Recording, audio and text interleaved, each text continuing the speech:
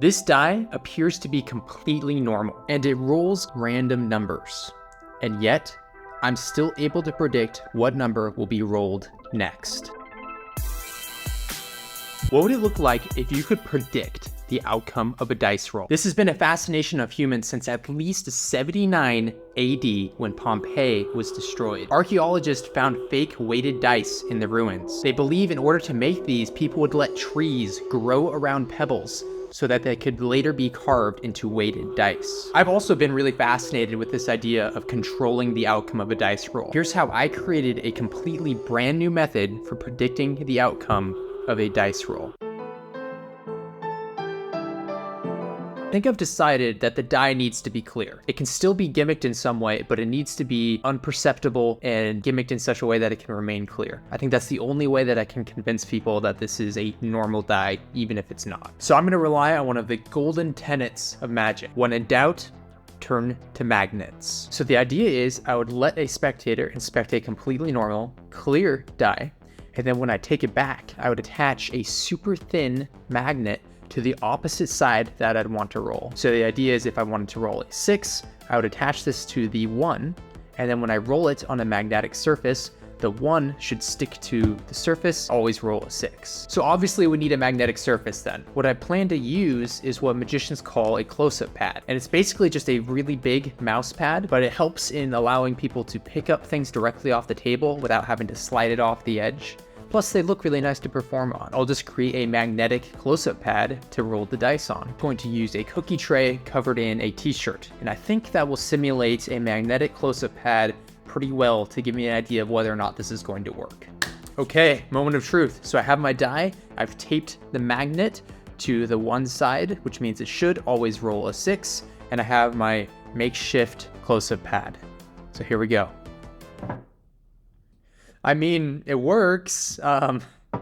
Typically when you roll a dice, it doesn't just abruptly stop and jump to a specific number. This is kind of cool, but this isn't gonna fool anyone.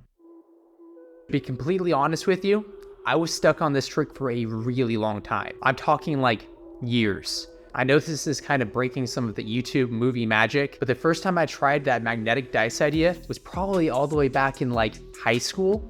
And it wasn't until very recently that I started to make some progress. And I made progress when I redefined the problem and broke it down into its fundamental pieces. The core of the issue is that I need to somehow interact with a clear die after it had left my hand. This is something that magic has taught me about problem solving in general, and this is advice that you can apply to any problem, and it almost always helps. The more specifically you can define a problem and the more constraints you put on yourself, paradoxically it becomes easier to find a solution. It's like Sudoku. When the board is completely open, there's too many options, there's too much freedom.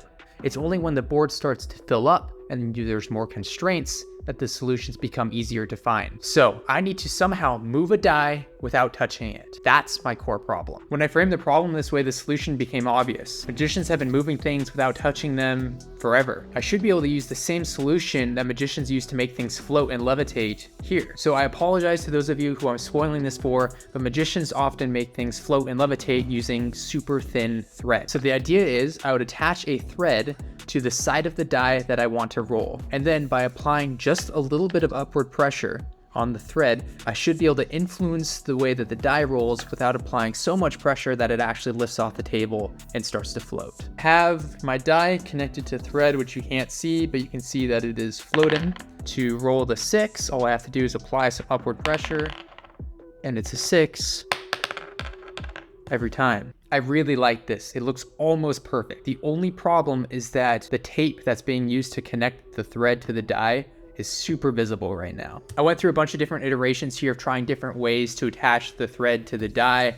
I tried black wax and lining that up with the pip. I tried different types of tape, but what I settled on and what I found works the best is making these tiny white stickers with a hole punch and then very carefully lining that up with the existing pip of the die. So there is only one thing that kind of sucks with this solution, which is I can't let them physically handle the die themselves. Now, it is clear which means that I can shine a flashlight through it to show them that there's nothing in the die. And one of the cool features of the thread is that I can switch between having a completely random dice roll and a forced dice roll, depending on how much tension I put in the thread. So if I put a lot of slack in the thread, the dice will roll randomly. But as soon as I increase the tension, the dice will roll the forced number. What this means is, although they can't handle the dice themselves, they do get to see that there's nothing inside it, and then I show them that it's not weighted by rolling it randomly several times, and then I do the forced number. So we now officially have a method to control the roll of a completely clear and apparently normal die every single time. And yes, they can't handle it themselves. And yes, I only get to force one number because it takes some time to attach the thread. But given how good it looks and how invisible the attachment is, I think it's a pretty good compromise. The sticker makes the attachment of the thread to the die invisible. I just need a super quick way of attaching the thread to the die. That way I can let the spectator examine the die, and when they hand it back to me, I attach the thread super quick and secretly. So we're going back to the sacred tenet of magic, magnets. I'm going to take a drill and drill a hole into one of the pips about 2 millimeters deep. I'm going to then take a very small magnet and glue it inside it and then paint it white. This way I can put a second magnet on the end of my invisible thread, let a spectator examine the completely normal dice, and when I take it back, the thread will magnetize on to the little pip.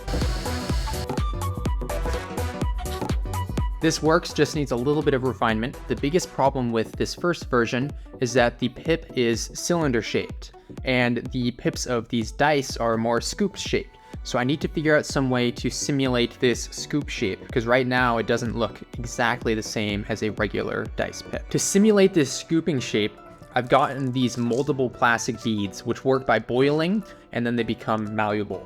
So what I'm going to do is boil these up, create a very thin layer of plastic, and while it's still warm, I'm going to put that plastic over the top of a dice, and then use this embossing tool to mimic the exact scoop shape. And then I'll use a hole punch or something to cut that out and then glue that in that hole that I've already drilled out.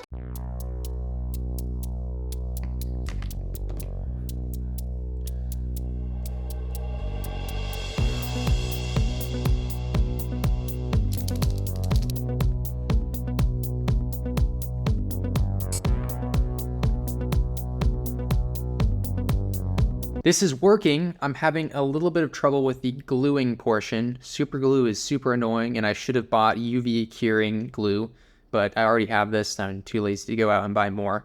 So the problem I'm having is that if I don't get the magnet and my little scoop plastic in exactly perfect within the first couple seconds, the glue cures and it's completely immovable. So I have several dice casualties at this point. I mean, I think all of these dice are ruined now, have various problems with the glue not working exactly as intended, but I think I can get this.